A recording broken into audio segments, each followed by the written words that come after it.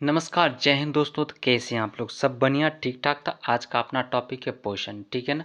पोषण के बारे में हम लोग कंप्लीट जानकारी लेंगे और ये वन लाइनर के फॉर्म में है और ये बुक है कॉस्मॉस पब्लिकेशन का एनसीईआरटी सार संग्रह। क्लास 6 से 12 तक जितना भी महत्वपूर्ण बिंदु है, सारे को इसमें इंक्लूड किया गया है, ठीक है ना? और सभी एग्ज़ाम के लिए बहुत ही महत्वपूर्ण है। जितना भी वन डे एग्ज़ाम होता है गवर्नमेंट, सारे के लिए बहुत ही महत्वपूर्ण है, ठीक है ना? इसमें हम लोग 100 प्लस वन लाइनर करेंगे, ठीक है? और इसका जो राइटर है महेश कुमार वर्णवाल और कुणाल वर्मा है, ठीक है ना? और इस टॉपिक में हम लोग पोषण से रिलेटेड जितना भी पोषक पदार्थ है, सारे के बारे में हम लोग पोषक पदार्थ और है ना, और उसके साथ जो भी विटामिन है उसके बारे में हम लोग चर्चा करेंगे। कौन सा विटामिन का क्या रासायनिक नाम है उसके बारे में हम लोग चर्चा करेंगे। हमारे शरीर में को बहुत ज़्यादा ऐसा पोषक तत्व है जो कि ज़्यादा चाहिए, कुछ ऐसा पोषक तत्व है जो कि कम मात्रा में चाहिए। जैसे विटामिन कम मात्रा में हमारे शरीर को चाहिए, ठीक है? और उसके बाद हम लोग विटामिन के कार्य के बारे में पढ़ेंगे, है ना? कौन सा विटामिन है जो कि जल में घुलनशील है ना? ये वाला देखिए विटामिन वसा में घुलनशील विटामिन, विटामिन ए, डी, ई, के, ये सब वसा में घुलनशील विटामिन है ना? उसके बाद जल में घुलनशील विटामिन जो बी कॉम्प्लेक्स जो भी है, B1, B2, B3, B5, है ना? B12, विटामिन सी, ये सब किस में है? आपका जल में घुलनशील है। ये किस में पाया जाता है? इसके कमी से कौन सा क्या प्रभाव होता है ना? और इससे कौन रोग उत्पन्न होता है? ये सारे के बारे में आज हम लोग पूरा डिटेल से क्या करेंगे? अध्ययन करेंगे, ठीक है ना? और बहुत सारे ऐसे विटामिन है जिसका रासायनिक नाम के बारे में भी इसमें हम लोग क्या करेंगे? चर्चा करेंगे। जैसे B1 का रासायनिक नाम क्या होता है? थायमिन होता है। B2 का रासायनिक नाम क्या होता है? राइबोफ्लेविन होता है। और विटामिन ए का रासायनिक नाम क्या होता है? रेटिनॉल होता है। इस प्रकार से जितना भी विटामिन है ना, सारे का हम रासायनिक नाम के बारे में चर्चा करेंगे, है ना? और हमारे शरीर को कौन सा विटामिन ज़्यादा कम क्या चाहिए नहीं चाहिए, इसके बारे में हम लोग चर्चा करेंगे। तो चलिए स्टार्ट करते हैं, देखते हैं महत्वपूर्ण बिंदु क्या है इस टॉपिक का। और आप सभी लोग क्या कर दीजिएगा, एक एक लाइक ठोक दीजिएगा, ठीक है ना? ये वीडियो थोड़ा लॉन्ग जाएगा बट इसमें हम लोग पूरा कंप्लीट करेंगे, एकदम एकदम पूरा कंप्लीट करेंगे, ठीक है ना? और इस वीडियो का टारगेट है 100 लाइक, कम से कम 100 लाइक होना चाहिए, है ना? 100 लाइक। चलिए स्टार्ट करते हैं। 2 बार लाइक नहीं करना है, बस एक ही बार लाइक करना है, ठीक है? चलिए स्टार्ट करते हैं। मानव शरीर में किस पोषक तत्व की कमी के कारण शारीरिक वृद्धि धीमी होती है? प्रोटीन की कमी कारण। मानव शरीर में किस पोषक तत्व की कमी के कारण शारीरिक वृद्धि धीमी होती है? प्रोटीन के कारण क्या होती है? शारीरिक वृद्धि क्या पड़ जाती है? धीमी पड़ जाती है। विटामिन ए का मुख्य स्रोत क्या है? गाजर। प्रोटीन एवं वसा दोनों की प्रचुरता किस खाद्य पदार्थ में होती है? तो मूंगफली में होती है। प्रोटीन एवं वसा दोनों की प्रचुरता किस खाद्य पदार्थ में होती है? मूंगफली में होती है। शरीर में त्वचा के नीचे विद्यमान वसा शरीर की ऊष्मा के ह्रास के विरुद्ध अवरोधक का कार्य करती है। यानी वसा हमारे शरीर में उपस्थित ऊष्मा को रिलीज होने से क्या करती है? बचाती है ना? जो त्वचा के नीचे पाई जाती है वसा कहाँ पाई जाती है? त्वचा के नीचे पाई जाती है।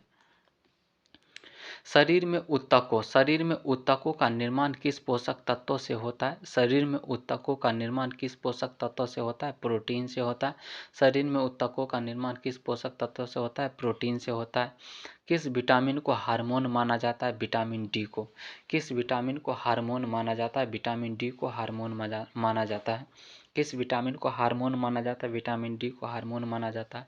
कौन सा एंजाइम प्रोटीनों के पाचन में सहायक है? कौन सा एंजाइम प्रोटीनों के पाचन में सहायक है? ट्रिप्सिन। कौन सा एंजाइम प्रोटीनों के पाचन में सहायक है? तो ट्रिप्सिन। कौन सा एंजाइम प्रोटीनों के पाचन में सहायक है? ट्रिप्सिन है।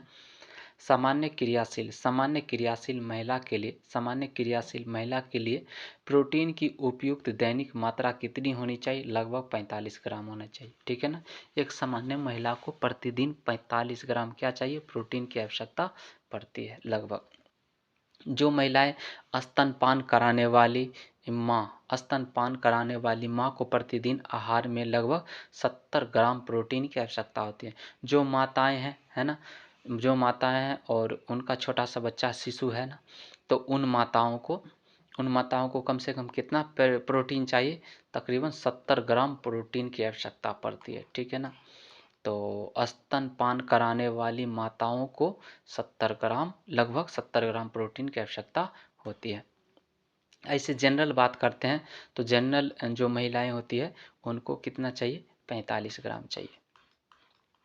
अगला लार। लार किसके पाचन में सहयोग करता है, लार किसके पाचन में सहयोग करता है, स्टार्च के पाचन में सहयोग करता है। अलसी बोले तो तीसी किसका प्रचुर स्रोत है, ओमेगा 3 वसीय अम्ल, ओमेगा 3 वसीय अम्ल बोलिए, ठीक है ना। ओमेगा 3 वसीय अम्ल का प्रचुर मात्रा इसमें उपलब्ध होता है। मानव शरीर में पाचन की अधिकांश क्रिया किस अंग में संपन्न होती है, तो छोटी आंत में संपन्न होती है। हम लोग जानते हैं कि जब हम लोग खाना खाते हैं तो उसमें लिक्विड भी लिया जाता है, लिक्विड के साथ साथ ठोस बहुत सा, जैसे रोटी चावल दाल, रोटी चावल ये सब हो गया, ठोस हो गया। लेकिन कुछ पदार्थ ऐसे दाल कैसा लिक्विड में आ गया है ना, जूस लेते हैं लिक्विड में आ गया, ठीक है ना। तो सबसे ज़्यादा अगर ठोस पदार्थों को पचाने की काम करती है तो वो छोटी आंत ही करती है ठोस पदार्थ को पचाने का काम, है ना। और जो बड़ी आंत का काम कार्य होती है, जो लिक्विड पदार्थ होता है, जो भी अनपचा भोजन होता है ना, उसको पचाने का काम करता है। तो मैक्सिमम खाना हमारा कहाँ पर पचता है, छोटी आंत में ही जाके पचता है ना, छोटी आंत में ही पचता है।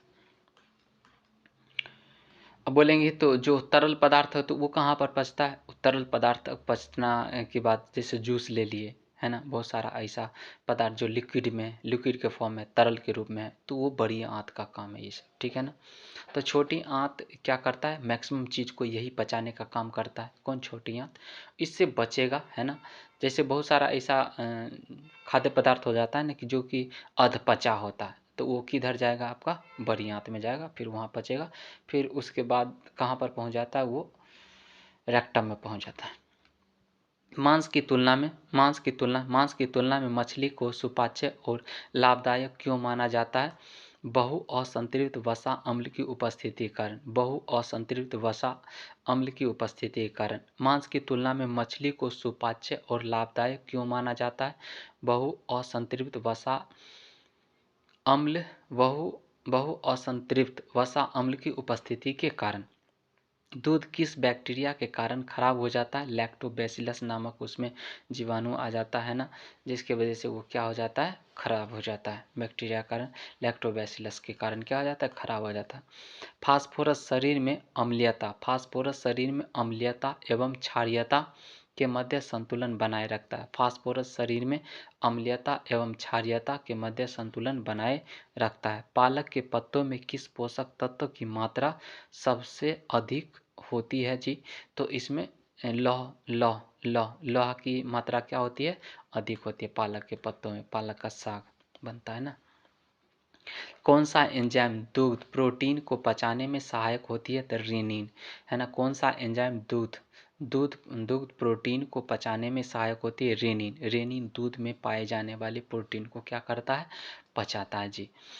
मानव शरीर में विटामिन ए किस अंग में भंडारित होता है, तो यकृत में भंडारित होता है।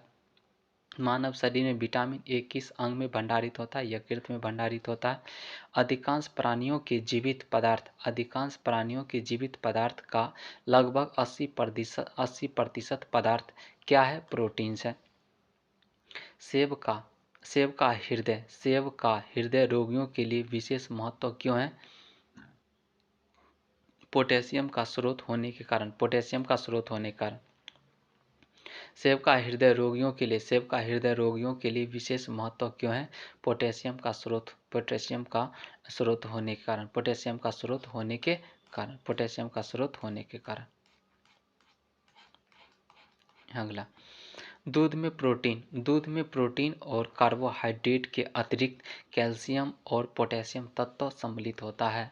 तो दूध में पोटेशियम और कार्बोहाइड्रेट के अतिरिक्त उसमें और क्या रहता है, कैल्शियम और पोटेशियम तत्व सम्मिलित होता है, ये भी होता है दूध में। प्रोटीन की अधिकतम मात्रा किस में पाई जाती है, सोयाबीन में पाई जाती है। प्रोटीन की अधिकतम मात्रा किस में पाई जाती है, सोयाबीन में पाई जाती है।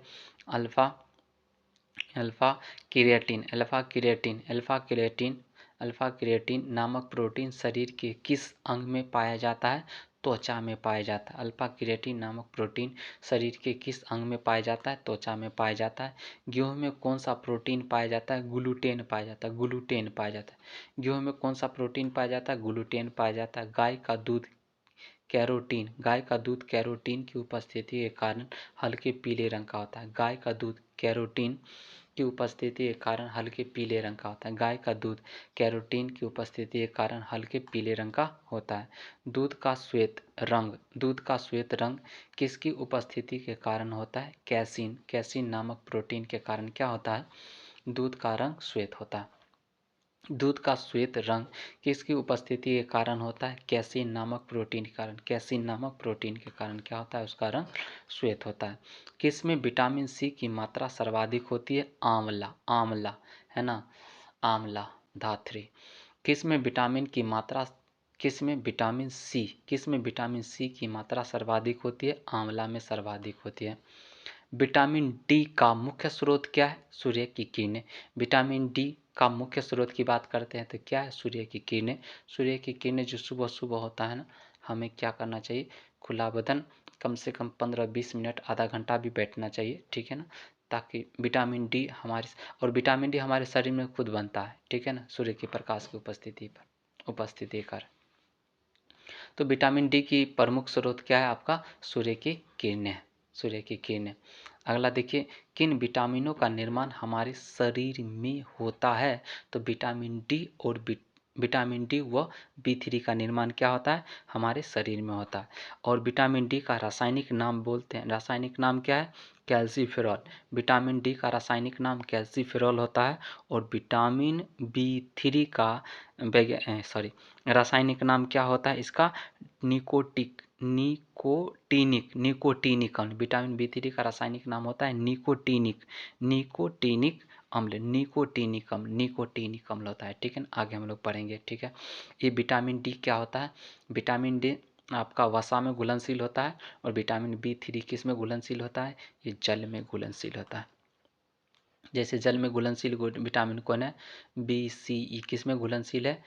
जल में घुलनशील है। वसा में घुलनशील कौन है? A, D, E, K। ये सब किस में घुलनशील होता है?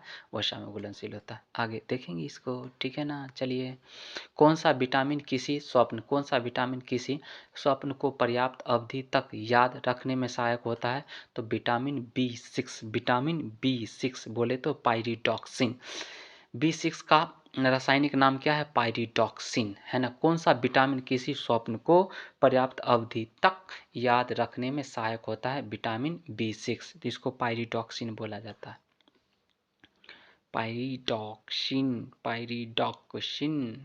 सब्जियों में मुख्यतः हमें प्राप्त होता है, सब्जियों से मुख्यतः हमें क्या प्राप्त होता है? सब्जी अगर हम लोग खाते हैं तो उससे हमें कौन सा क्या प्राप्त होता होगा, ठीक है ना। तो विटामिन प्राप्त होता है। सब्जियों से मुख्यतः हमें प्राप्त होता है विटामिन प्राप्त होता है।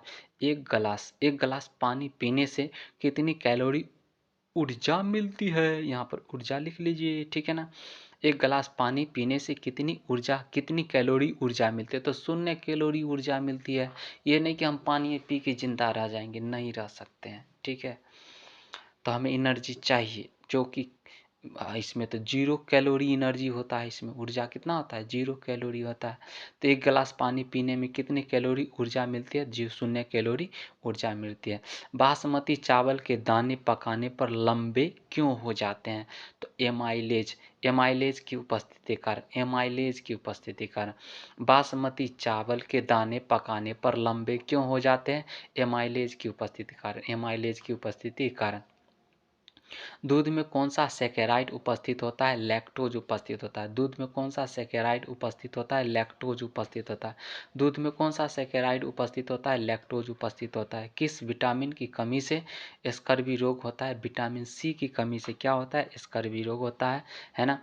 और इसको स्कर्विक अम्ल भी कहा जाता है। इसको क्या कहा जाता है? स्कर्विक अम्ल भी कहा जाता है। विटामिन सी को क्या बोला जाता है? स्कर्विक अम्ल भी कहा जाता है। स्कर्वी रोग, है ना। मसूड़ों से खून आना, है ना, इस प्रकार का जो बीमारी होता है ये विटामिन सी के वजह से होता है, इसकी कमी के कारण होता है। हेपेटाइटिस हेपेटाइटिस हेपेटाइटिस मानव शरीर के किस अंग को प्रभावित करता है? तो यकृत को प्रभावित करता है। हेपेटाइटिस मानव शरीर के किस अंग को प्रभावित करता है? यकृत को प्रभावित करता है। किसके संश्लेषण में विटामिन के की विशिष्ट भूमिका होती है? तो prothrombin prothrombin prothrombin prothrombin prothrombin किसके संश्लेषण में विटामिन के की विशिष्ट भूमिका होती है? प्रोथ्रोम्बिन प्रोथ्रोम्बिन प्रोथ्रोम्बिन की वजह से प्रोथ्रोम्बिन की वजह से। पौधों व जंतुओं में कार्बोहाइड्रेट का संचयन बोले तो संचय, है ना, संचय किस रूप में होता है? पौधों में स्टार्च के रूप में संचय होता है, स्टोर होता है ना। जंतुओं में कार्बोहाइड्रेट की बात करते हैं तो पौधों में स्टार्च के रूप में संचय होता है तथा जंतुओं में ग्लाइकोजन के रूप में संचय होता है। ठीक है, तो आपको पूछ देगा कि बताइए पौधे और जंतु, तो पौधों में कार्बोहाइड्रेट किसके रूप में, पौधे में जो कार्बोहाइड्रेट है किस रूप में संचय होता है? तो बोलिएगा स्टार्च के रूप में संचय होता है। और जंतु में कार्बोहाइड्रेट किस रूप में संचय होता है, संचित होता है, स्टोर होता है? ग्लाइकोजन के रूप में, तो ग्लाइकोजन के रूप में संचित होता है। विटामिन होते हैं, विटामिन क्या होते हैं? आवश्यक कार्बनिक यौगिक जिनका संश्लेषण शरीर में नहीं होता है। आवश्यक कार्बनिक यौगिक जिनका संश्लेषण शरीर में नहीं होता है। शरीर में अवशोषित होने वाले पोषक पदार्थों से भंडारण के लिए आवश्यकता से अधिक वसा का संश्लेषण कर लिया जाता है। आवश्यकता से अधिक क्या कर लिया जाता है? वसा का संश्लेषण कर लिया जाता है ना। शरीर में अवशोषित होने वाले पोषक पदार्थों से भंडारण के लिए आवश्यकता से अधिक वसा का संश्लेषण कर लिया जाता है। मान लीजिए कि हमारे शरीर को, अगर हम खाना नहीं खा रहे हैं, उपवास कर रहे हैं, तो हमारे शरीर में जो फैट मौजूद होती है ना, वही क्या होती है? उस टाइम रिलीज होती है। ठीक है। कैसीमीर फंक ने किस पोषक तत्व की खोज की थी? विटामिन की खोज की थी। कैसीमीर फंक ने किस पोषक तत्व की खोज की थी? विटामिन की खोज की थी। कैसीमीर फंक ने किस पोषक तत्व की खोज की थी? विटामिन की खोज की थी। विटामिन ए से संपन्न खाद्य पदार्थ कौन से हैं? विटामिन ए से संपन्न खाद्य पदार्थ कौन से हैं? कॉड है, कॉड, यकृत तेल, शकरकंद। देखिए शकरकैद बोल दिया, शकरकैद तो पहली बार सुने भाई, है ना। शकरकंद होगा, है ना, शकरकैद नहीं।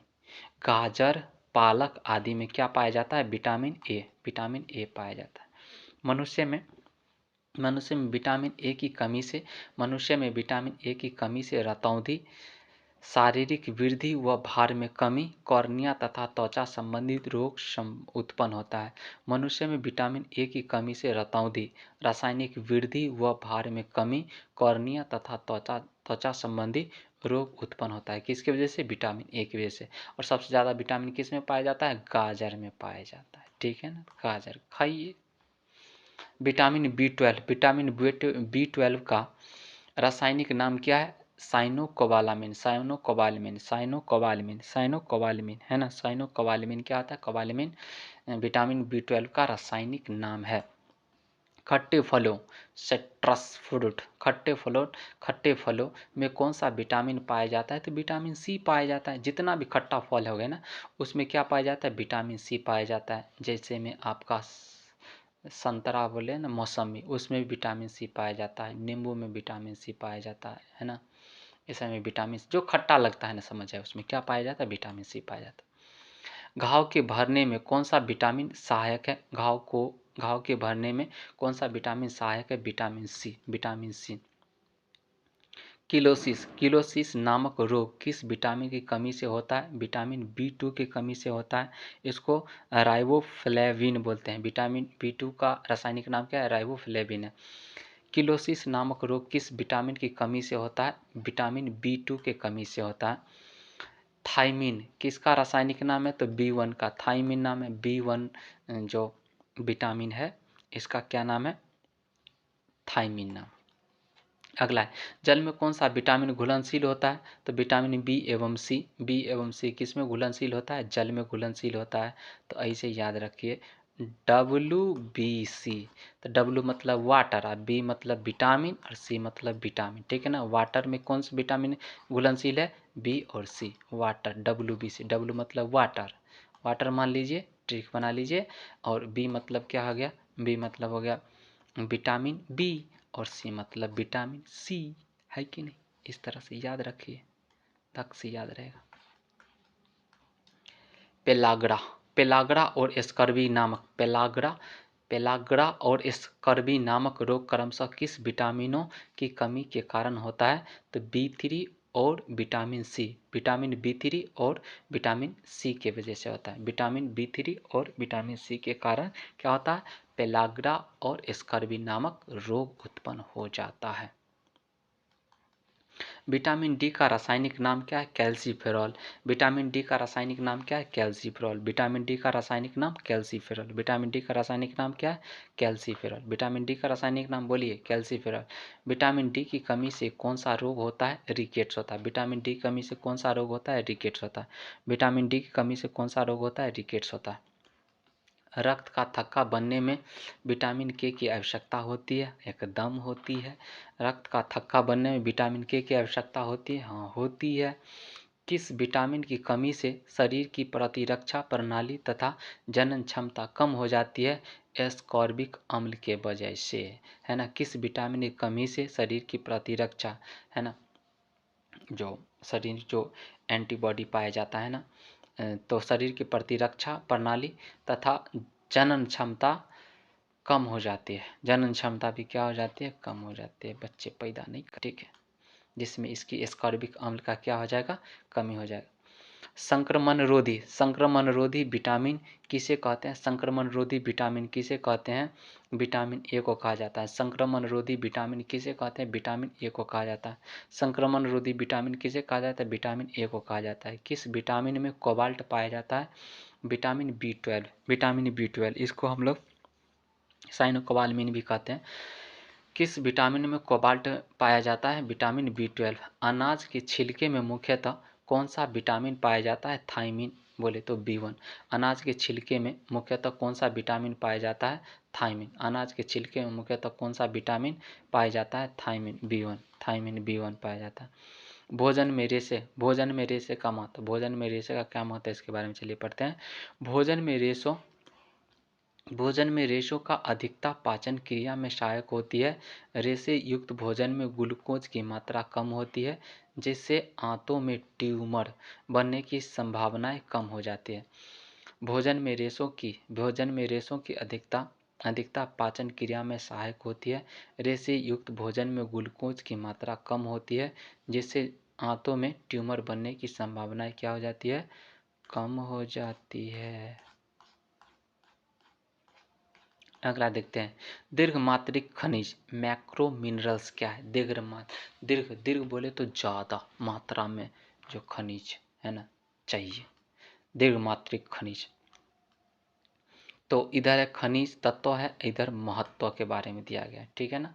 हमारे शरीर में जो ज़्यादा मात्रा में ज़रूरत पड़ती है खनिजों की, इसके बारे में हमें इस लिस्ट में हम लोग पढ़ेंगे। इधर खनिज तत्व है और इधर महत्व है, उसका महत्व। कैल्शियम, कैल्शियम का क्या महत्व है जी?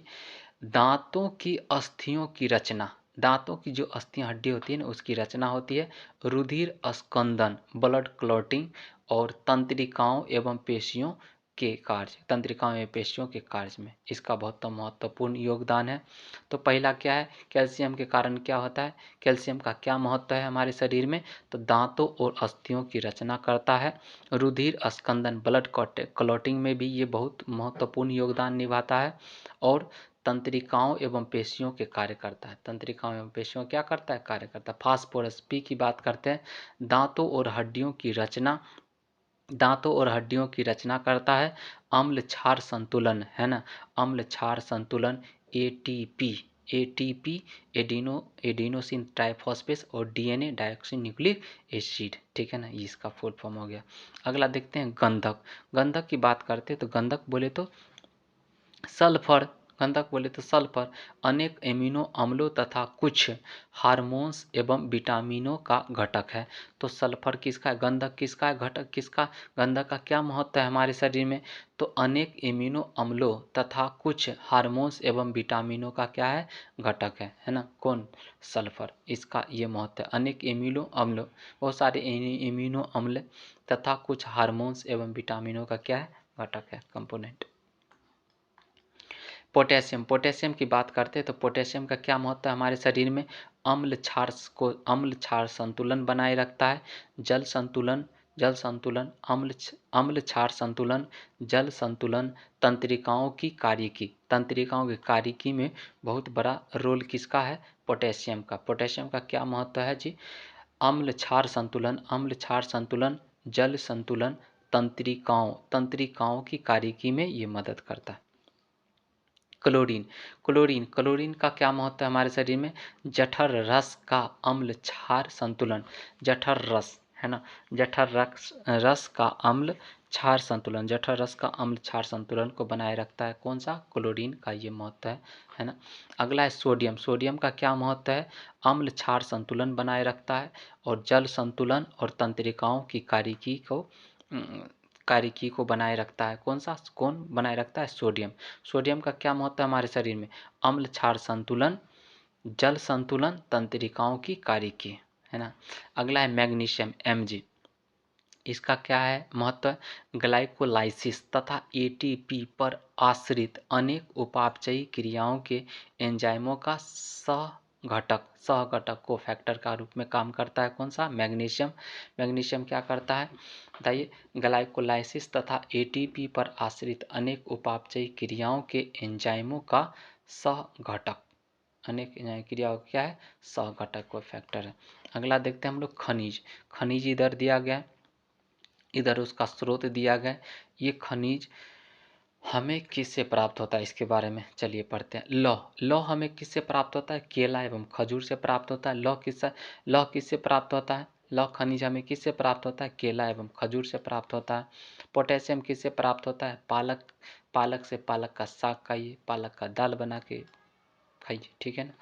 और आयोडीन की प्रमुख स्रोत क्या है, आयोडीन युक्त सामान्य नमक जो मार्केट में मिलता है, नमक है ना, उसमें आयोडीन की मात्रा होनी चाहिए, है ना। आयोडीन युक्त साधारण जो नमक होता है उसका इस्तेमाल करें, जिससे आयोडीन मिलेगा। कैल्शियम कहाँ से मिल जाता है आपको, कैल्शियम किधर से मिलेगा आपको, दूध एवं अंडा खाइए, कैल्शियम की प्रचुर मात्रा उसमें पाई जाती है। कौन सा तत्व किडनी में पथरी को बनने से रोकता है, मैग्नीशियम Mg। कौन सा तत्व किडनी में पथरी को बनने से रोकता है, मैग्नीशियम। कौन सा तत्व किडनी में पथरी को बनने से रोकता है, मैग्नीशियम क्या करता है, किडनी में पथरी को बनने से क्या करता है, रोकता है।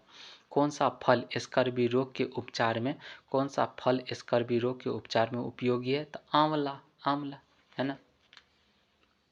कौन सा, विटामिन सी पाया जाता ना इसमें प्रचुर मात्रा में।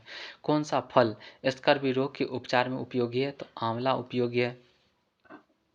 एक संतुलित आहार में विभिन्न पोषक तत्व किस अनुपात में होना चाहिए, एक संतुलित आहार, ठीक है ना, एक बैलेंस्ड है। एक संतुलित आहार में विभिन्न पोषक तत्व किस अनुपात में होनी चाहिए, तो 1:2, 1/2, है ना। 1/2, 1:2 में क्या चाहिए, प्रोटीन चाहिए। 1:4 में क्या चाहिए, वसा चाहिए। 3:5 में चाहिए, क्या चाहिए आपको, कार्बोहाइड्रेट, है ना। अगर 2 हिस्सा है तो 2 हिस्सा में 1 हिस्सा क्या चाहिए, प्रोटीन चाहिए। 4 हिस्सा में 1 हिस्सा क्या चाहिए, वसा चाहिए। 5 हिस्सा में 3 हिस्सा चाहिए, क्या चाहिए, कार्बोहाइड्रेट चाहिए। तो ये हमारे शरीर को बहुत ज़्यादा मात्रा में क्या होती है, ज़रूरत। तो प्रोटीन, वसा और कार्बोहाइड्रेट की मात्रा ज़्यादा होनी चाहिए, ठीक है ना। जैसे एनर्जी गिविंग फूड है, ये सब एनर्जी मिलता है इसे। सबसे ज़्यादा आपको कार्बोहाइड्रेट से मिलेगा, वसा से भी मिलता है ना। प्रोटीन क्या करता है, टूटे फूटे सेल को मरम्मत करने का कार्य करता है। किस पोषक तत्व से किस पोषक तत्व से प्रति ग्राम सर्वाधिक ऊर्जा प्राप्त होती है? वसा। किस पोषक तत्व से प्रति ग्राम सर्वाधिक ऊर्जा प्राप्त होती है? वसा से सर्वाधिक ऊर्जा प्राप्त होती है। किससे? वसा से प्राप्त होती है। किसकी कमी से क्रिटिनिज्म, किसकी कमी से क्रिटिनिज्म मंदबुद्धि एवं बौना रोग हो जाता है? आयोडीन की कमी से। कौन सा विटामिन शरीर को रोगों से प्रतिरक्षा प्रदान करता है? Vitamin A. कौन सा विटामिन शरीर को रोगों से प्रतिरक्षा प्रदान करता है? Vitamin A. Vitamin A. Vitamin D की अनुपस्थिति में शरीर में कैल्शियम की कमी हो जाती है। विटामिन डी की अनुपस्थिति में शरीर में किसकी कमी हो जाती है? तो कैल्शियम की कमी हो जाती है। ठीक है ना, किसकी कमी हो जाती है? कैल्शियम की कमी हो जाती है। तो चलिए, और वसा में घुलनशील विटामिन और जल में घुलनशील विटामिन को हम लोग नेक्स्ट एपिसोड में एक ही वीडियो में हम लोग कंप्लीट करेंगे। ठीक है ना, तो कुछ विटामिन के बारे में तो हम लोग पढ़ चुके हैं, लेकिन पूरा डिटेल में हम लोग पढ़ेंगे नेक्स्ट एपिसोड में। आज का एपिसोड हम लोग यहीं पर रखते हैं और फिर मिलते हैं नेक्स्ट एपिसोड में। और तब तक के लिए bye, take care, love you all. मस्त रहिए, एकदम पूरा मन लगा के पढ़िए, एकदम दिल लगा के। किताबों में दिल होनी चाहिए, किताबों में नहीं, दिल लगा के पढ़ना है, ये नहीं किताबों में दिल नहीं बनाना है। ठीक है, तो चलिए हम लोग नेक्स्ट एपिसोड में मिलते हैं और एक लाइक ठोक दीजिएगा एकदम धनाक से। ठीक है, तो चलते हैं, मिलते हैं नेक्स्ट एपिसोड में। बाय।